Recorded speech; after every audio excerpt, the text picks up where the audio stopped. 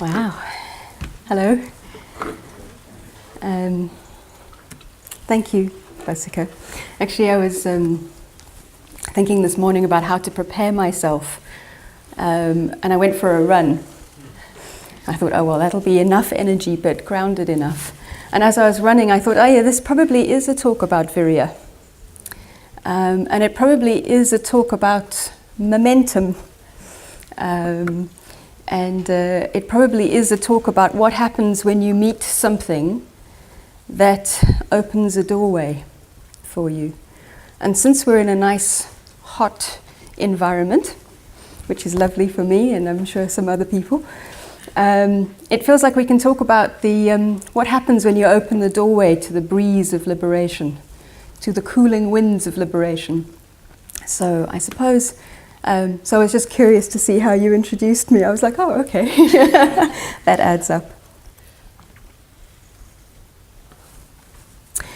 So if you don't mind, I'd like to talk a little bit about my own experience of opening the doorway, if you like. When I first came across the Triratna Sangha, it literally blew me away. I'd been quite a lot like Tibor. Where's he gone? Somewhere. There we go. I'd read everything I could find about Buddhism when I was a teenager. It really, really inspired me. But I didn't know any Buddhists until I was 24. And in my 20s, I hung out with every Buddhist group I could find, just because I really wanted to. So I hung out with Theravadins and Kagyus and Shambhalans and all sorts. But something else happened when I was 31. I came across a Triratna thing for the first time, which was at Rivendell. And I'd found something that I'd never encountered before. And for me, what I found there is at the heart of what the Sangha is about. So there was friendliness and there was interest. I'm sure you all recognize that experience of coming into a friendly, interested place. I was encouraged to tell the truth and to get to know what was actually happening in my own experience, rather than what I thought I should be thinking or feeling or doing. And there was so much kindness, and it was a kindness that felt like it was really for my development. And it was a kindness that in that moment needed absolutely nothing in return.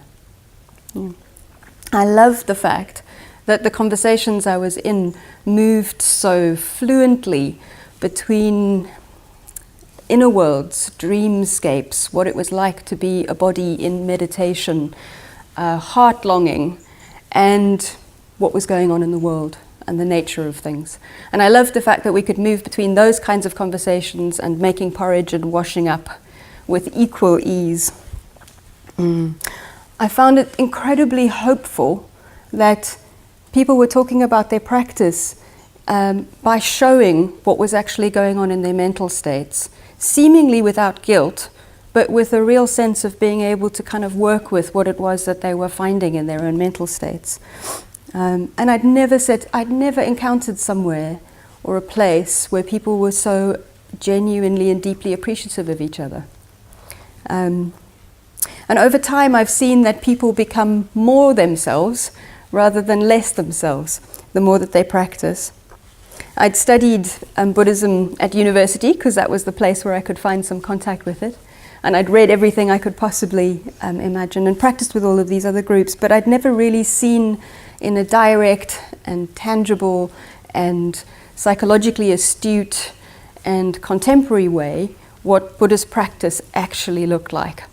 And when I saw it, I knew that's what I wanted to be. That's what I wanted to do. So the fact that these particular things struck me so forcibly probably says quite a lot about my own kind of conditioning and the kind of world that I grew up in, which was deeply distorted and very tangled with half-truths, untruths, hatred, kind of emotional repression. So meeting something that showed what was really going on and could meet what was really going on was a lifesaver for me. And I feel like that practicing in this context has personally given me meaning, it's given me dignity, and it's radically changed my life. As you may have heard from that introduction, pretty much nothing stands the way it stood when I met the Dharma in Triratna. I've moved across the world, I've changed almost everything of how I do things and what I do and how I live because of it. The only thing that hasn't changed is my height, but I'm still sure if I practice long enough I'll get taller. And in a way, like, all of those things have changed, not because anybody said, oh, you should do something else. They've changed because I fell in love with the Dharma. I fell in love with the Sangha. And I've been fascinated by it, and I want to be part of it, and I want to belong to it, and I want to contribute to it. And that's really all there is to it. So I want to talk today a little bit about what kind of... so that was the difference, in a way, that made a difference to me. And I want to talk today about what kind of difference that difference makes in the world. And I apologize to all translators. So what kind of difference does it make that we can live and practice like this? So I'll talk about two dimensions of that. The one is what I'm calling the Sangha as Dharma, which I think is quite unique to what we do in Triratna, practicing the Sangha as a practice of Dharma. And the other is a set of principles and forms that we've created together that offers something to the world, offers refuge, offers models, offers meaning, offers ways of making progress. And I'll do a little bit of, because I'm in the UK now, I'll do a little bit of Sangha health and safety as well.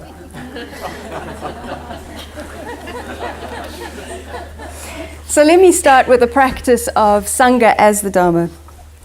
You probably know there are very many beautiful accounts in the Pali Canon, the oldest sources that we have, about friendship and what is often called association with the wise. It's given an extremely high value. And you may have heard about a conversation between Ananda and the Buddha. Ananda was his companion and assistant. Now, Ananda, very inspired one day, went to the Buddha and he said, friendship is so important.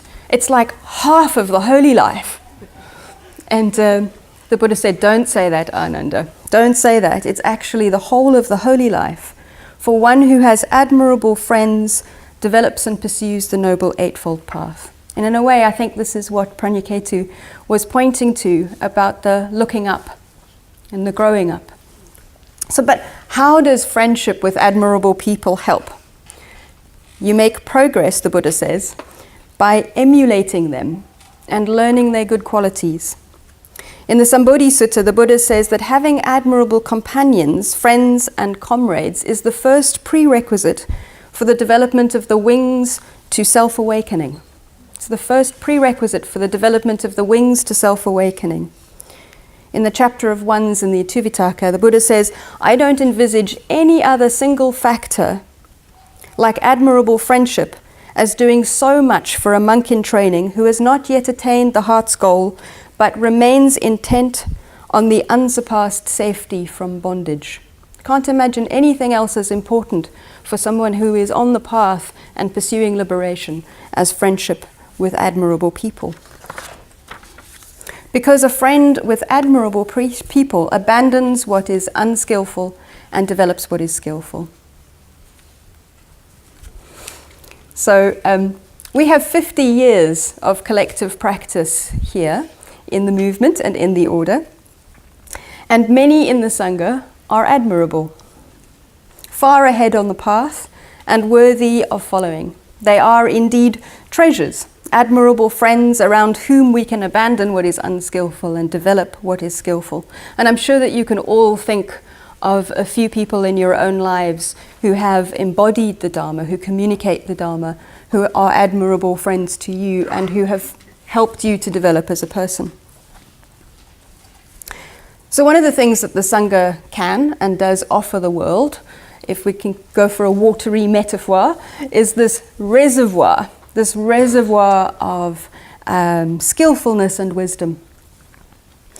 A reservoir of virtue even. Speaking of these lovely old-fashioned words, I like the word virtue. And it's not only a reservoir of individual people or qualities, it's also a collective way of doing things. A culture of skillful means, working together in groups, celebrating each other's positive qualities, seeing and naming each other's potential, mitra study, rituals, leading retreats. In so many ways, we are inheritors of this collective wisdom of 50 years of combined practice, and we're continuing to learn and develop and spread that out all of the time. So leading retreats and classes draws on these qualities, but it's not the only contribution of this reservoir of skillfulness and wisdom. There are so many people here, just looking around, friends, mitras, order members, whose work and roles in the world as carers, as musicians, as poets, as activists, as parents, mindfulness teachers, ecologists, writers, commentators, nurses, all sorts of beautiful things, all sorts of altruistic work are fed and feed into that reservoir of wisdom. And they're all communicating the Dharma. And it is really important that we remember that it's not us as personalities who are participating in this way.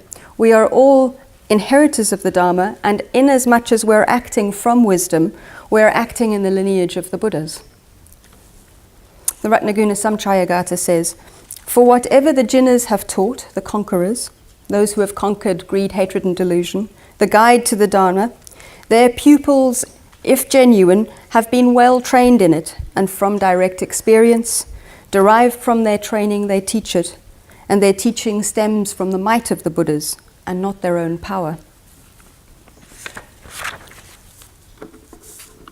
Okay, so the Sangha is the Dharma to the degree that we, individually and collectively, are living this gathering of wisdom and acting more and more in accord with the way that things really are. And friendship is central to this adventure. It is an adventure, this adventure of the spiritual life. So in the canon, going back to the Pali canon, you get a glimpse into how living together in harmony might have looked like at the time of the Buddha, as it did, for example, with the three clansmen, Anuruddha, Nandiya and Kimbila. The Buddha asked, "How are you getting on together? Living and practicing in seclusion?" And Anuruddha said, "They were living in concord, with mutual appreciation, without disputing, blending like milk and water, and viewing each other with kindly eyes." I really love that, viewing each other with kindly eyes. And how were they able to do that? They lived, Anuruddha said, with bodily acts of loving kindness, both openly and privately, with verbal acts of loving kindness, both openly and privately, and with mental acts of loving kindness, both openly and privately. And it wasn't just a pleasant way of living, it was the foundation of their practice together. Dwelling diligent, ardent and resolute, it says, they could abide in the dhyanas, in these refined mental states, secluded from unwholesome states, their taints destroyed by their seeing and wisdom. So we do have some glimpses, if you like, of an ideal, of the best possible Sangha life that was lived, and the kinds of collaboration that involved. Actually, we also have glimpses into the worst kind of things that went on in the Sangha, in the Vinaya, or the case law. But either way, most traditional accounts are of full-time monastic life, and I'm assuming, since you're here, that most of you don't want to become monks or nuns. Even if you are anagarikas or practicing brahmacharya, you are wanting to lead a different kind of life. So how do we live and practice together in that way in today's conditions? And of course, the Dharma is rich in methods. It is abundant in all three divisions of ethics and meditation and wisdom. But what Sangharachita has given us is other doorways, another doorway into the truths of the Buddha's teachings and an extension of the truths and practices into the kind of world that we live in today, dominated by Western paradigms of knowledge, increasing sort of social alienation, mediation by screens. He's initiated means and contexts for traversing the Buddhist path. Right now, we can all walk the Buddhist path that both supplement the traditional practices and also open new gateways, new doorways to insight and the cultivation of compassion. He's added arts and aesthetics as a path, and Sangha as friendship and a path. So this gives a kind of contemporary psychology, a sort of process-oriented approach to the more traditional goals that we see laid out in the traditional texts. So not only do we know what it might look like at the end of the road, but we're also given a context and tools for walking that road ourselves. So the notion of the true individual, ideas about group and spiritual community, creative and reactive mind, the system of practice, all of these are Dharma and Sangha woven together. And all of the dimensions of that, how we become more whole, how we become more positive, how we see through our views, how we become more, how we open the doorways to the beyond, all of that has relational elements in it. All of that is done in friendship and in community. We become more whole, we could even say more naked, in becoming increasingly seen and witnessed, transparent. The emphasis on positive emotion and the widespread practice of the metta bhavana is unique to Triratna. I'd gone through all of that reading of Dharma books and all of those groups, and I'd never done the metta bhava until I was 31, even though it's completely foundational to how we practice, and it shows in how we are with each other. The emphasis on pleasure and beauty as a fundamental part of our spiritual life counteracts nihilism. So does allowing the world to touch us, giving us permission to care and to take responsibility and to know that all our actions have consequences. All of these make a huge difference to the nature of the community that we're part of. The teachings of Pratitya Samutpada help us to understand and work through our conditioned views and the forms of experience that they lead to. Through confession and ways of working with our assumptions and preferences and profoundly limiting views of ourselves and others, we can understand our personal conditioning and see through those views that aren't true, aren't helpful. And increasingly, we're also looking more at our social conditioning around gender, around race, around rank, around economics, and looking at how we can open up those views that limit ourselves and others and also basically are doing enormous damage to the environment. So our friendships and our communication, our communities, support the intimate, lovely, and difficult work of growing up. Developing into and through relationships and community is a very much big part of our practice, as well as meditation, ritual, reflection on the nature of existence. And Sangharakshita's focus on becoming a true individual builds freedom for self-development right into the heart of what we're doing. And unlike many of the more traditional forms of Buddhism, we're all encouraged, each one of us, not just encouraged, we're asked to take responsibility for studying and understanding what we're doing. That's why we do mitra study. And think about things and think them through for ourselves. We're taught to recognize the group in our own response and to support the development of others. Of course, we don't always do these things, but we do have the tools available to us. And in our training, confession and ethical practice is linked directly to insight. We're trained to recognize the skillfulness of our actions in relation to the precepts, to look at the mental states behind our actions and what conditions them, and then look at the views that give momentum or give energy, give force to how it is that we're acting in the world. So right here, right now, in the tone of the voice, in how you hold your body, in the stories we tell ourselves, in how we feel when we act, each one of those is a doorway to insight. And our contemporary kind of life is so fascinated by experience, right? We're so kind of interested in our own experience, but it's very, very hard to know what to do with that experience without training. And we offer a training in that. And these teachings put the dual imperatives of freedom and relationship at the very heart of what we do together, both as a means of development and as an end in itself. Okay, so here's the health and safety bit. I said earlier on that the work of growing up together is intimate and beautiful and difficult. And it's important, I think, to understand what it is that we're doing here. And coming along to the Sangha, many of us have heard over the last few days, we're often struck by a kind of level of skillfulness, non-competition, inclusion, that we may never ever have encountered in our lives before.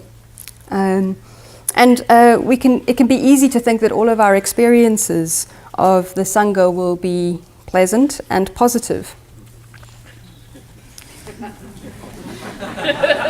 They are.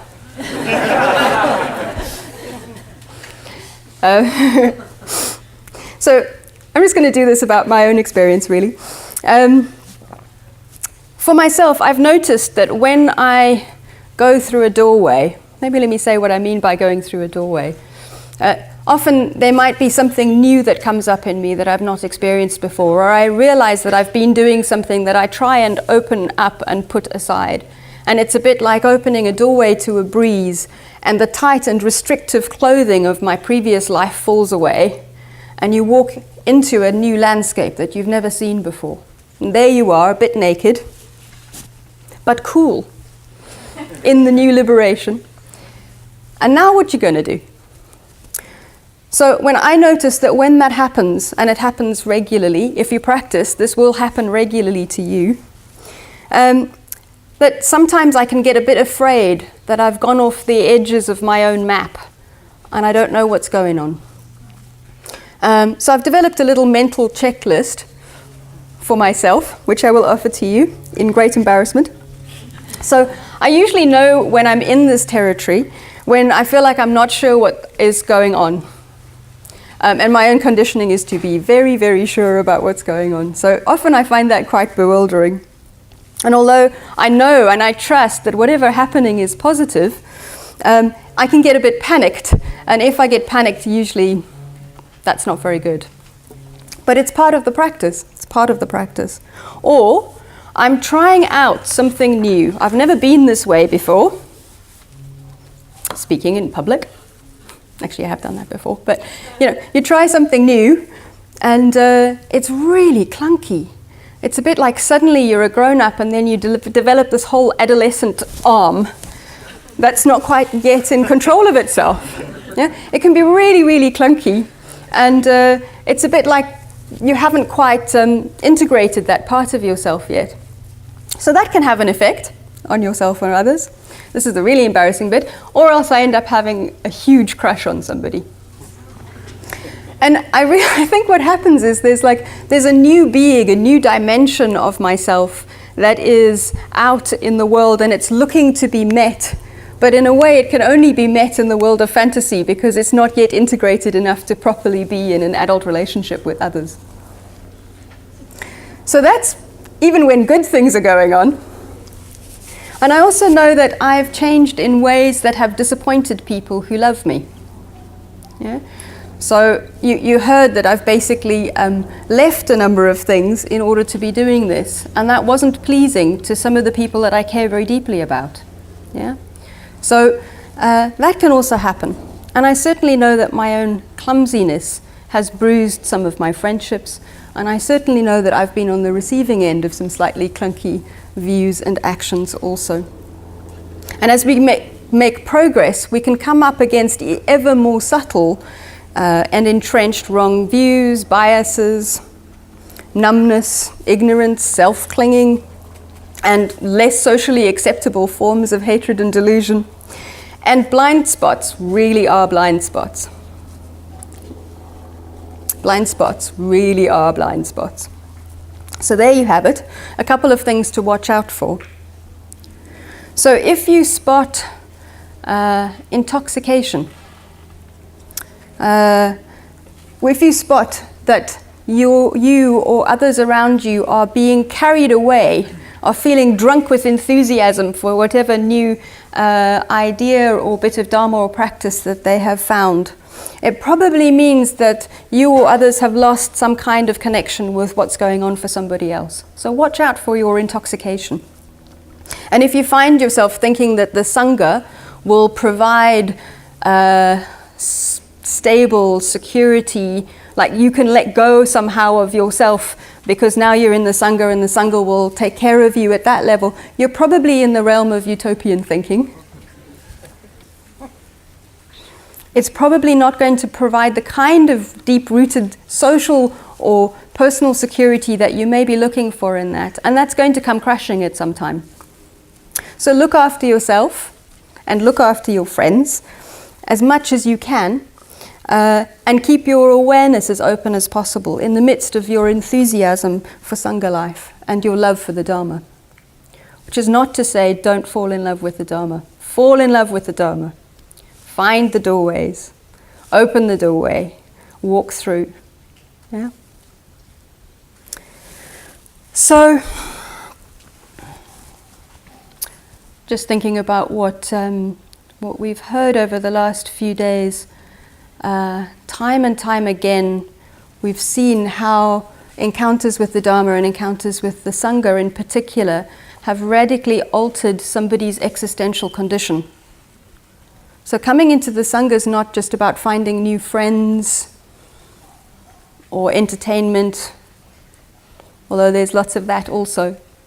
It's about actually radically altering the existential conditions for one another.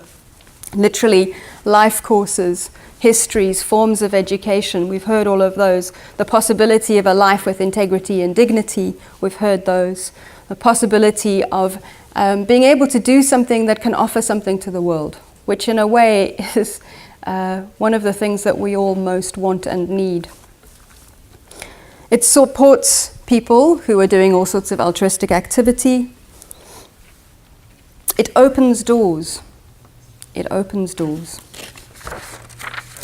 I want to go back to a little bit of what Vasika was talking about last night. I'm really pleased you raised some of those talks and writings that Bhante did in the 1970s about the world. In a way, this is part of the question, what can the Sangha offer the world? And he had that short essay in what is the Sangha called a Buddhist view of current world problems. And I want to go over that list that Yashadeva, you read out in your reading last night. He offers, Sangharakshita offered, a 4-step recipe for a response for the world. So the first is self-development. Develop your mind, develop your emotional positivity, look after yourself so that you can be of help to others. The second, join a spiritual community. Get in contact with admirable people wherever you find them. Third, withdraw support from all groups or agencies that discourage directly or indirectly the development of individuals. So weaken the network of greed and hatred and delusion by pulling the plug on it whenever you can. Withdraw your support. And fourth, encourage the development of individuality within all the groups to which you unavoidably belong. Stand up for what you believe in.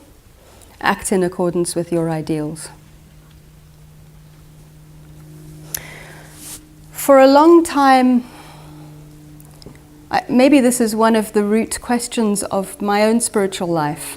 For a long time, the question for me has been, is that enough? Yeah. Is the Dharma enough? Is the Dharma adequate to the nature of the world that we live in? Is the Sangha adequate to the suffering of the world? And partly that question for me is motivated by the fact that I grew up in a highly politicized environment. And rightly so. And rightly so. But politics seemed to me, politics I was taught was the answer to the question of how to address suffering in the world. And politics of a very specific form. So I was taught this really crazy idea that I should save the world. Have you seen the world? But that's what I was taught. Like I should grow up to save the world somehow. And in a way, the whole of the outward-facing dimension of my practice has been about really trying to think through that question of whether that's the right, whether that's right, whether that's possible. And I've come to the conclusion that there are 2 mistakes in trying to save the world. The one is that on my own, somehow, I can ever be adequate to address the incredible networks of greed and hatred and entanglement, the institutionalization of greed and hatred and entanglement, the suffering far and near. Yeah? It's impossible. And to ask that of any one of us in a literal way is really not very kind or very helpful. And the second thing I've realized about the imperative to save the world is that it's usually implied that somehow you have to be separate from and against the world.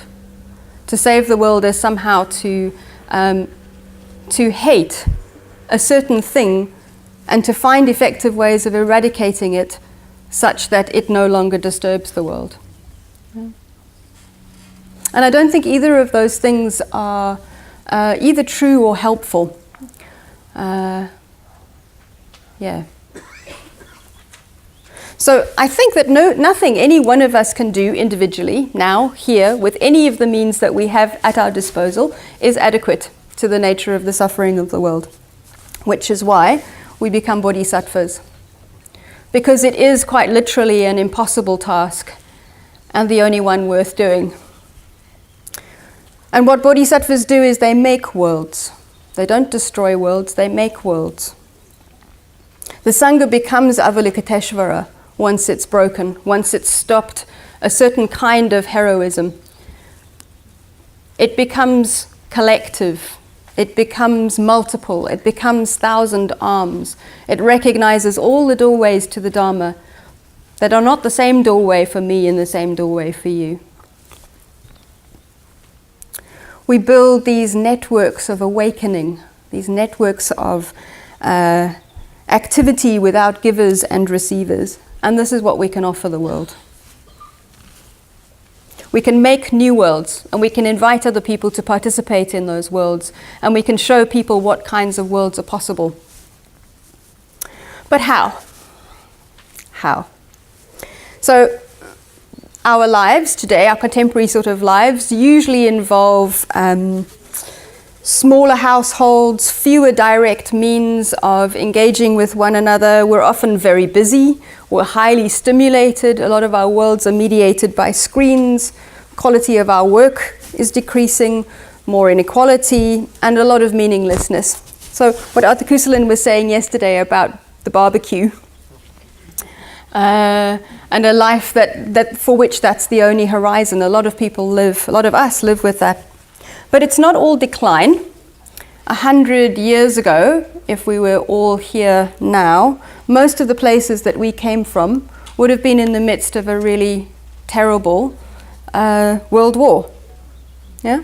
So I think that sort of story that everything now is worse than ever, as Pranyaketi was saying, is not a very helpful story. But the forms of suffering do change. And I think that what we have in Buddhism is particularly useful for the forms of suffering that we see. And there's a lot of suffering at the moment directly related to mental states and how we work with it and the nature of the mind. Depression, anxiety, self-harm, meaninglessness, all of these things are pretty rampant at the moment. And the Dharma speaks directly to this kind of suffering.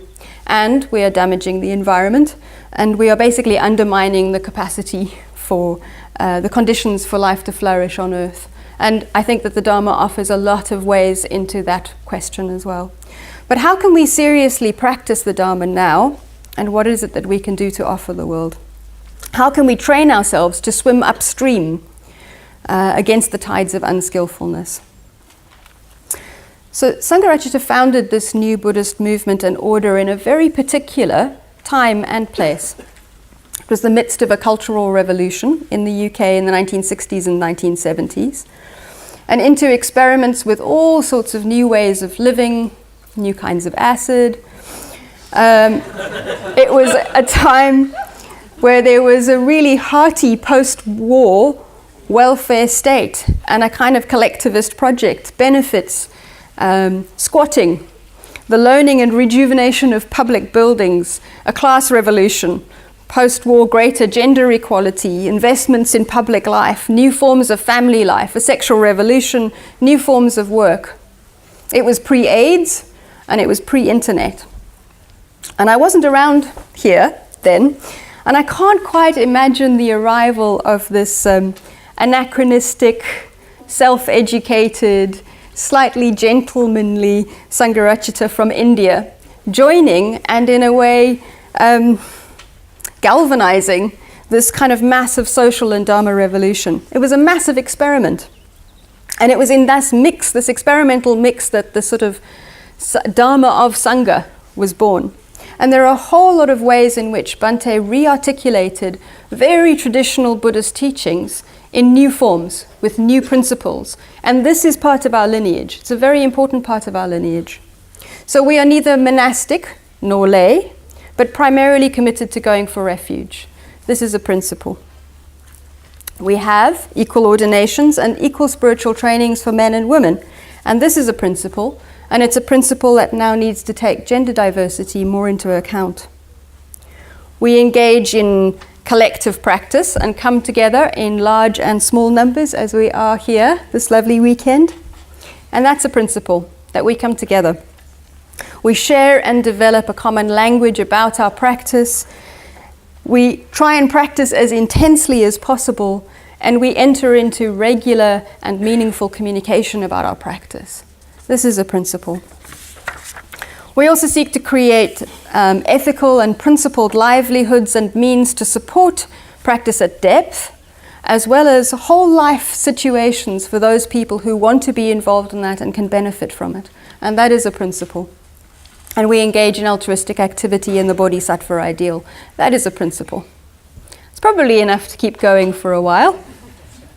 And these principles were given to us in the 1970s, 1980s, and the resulting lifestyles and forms have given context and weight to many people and still do. Single-sex communities, team-based right livelihoods, cooperatives, Dharma teaching centers, conventions, gatherings. We've inherited a whole series of forms that give life to those principles.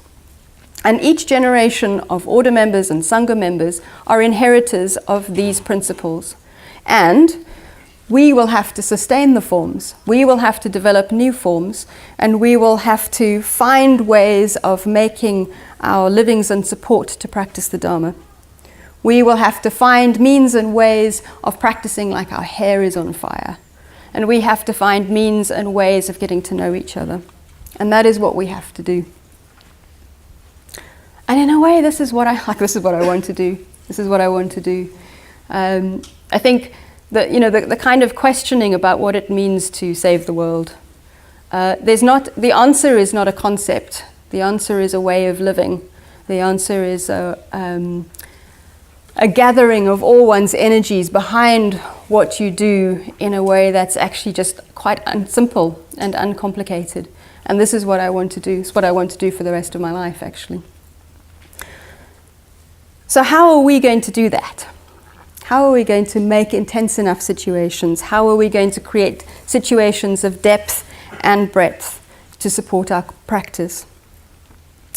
And I'm not going to give you an answer to that, because it's not my answer to give, but I want to give you the question.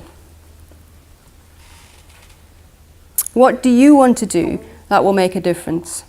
That's the question I want to give you. What do you want to do that makes a difference individually? What do you want to do that makes a difference collectively?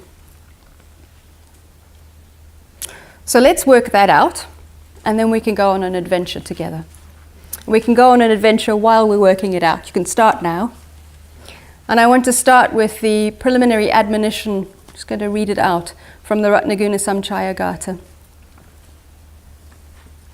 Call forth as much as you can of love, of respect, and of faith. Remove the obstructing defilements and clear away all your taints. Listen to the perfect wisdom of the gentle Buddhas, taught for the weal of the world, for heroic spirits intended. Call forth as much as you can of love, of faith, and of respect. Remove the obstructing defilements and clear away all your taints. Call forth as much as you can of love, of respect, and of faith. Thank you.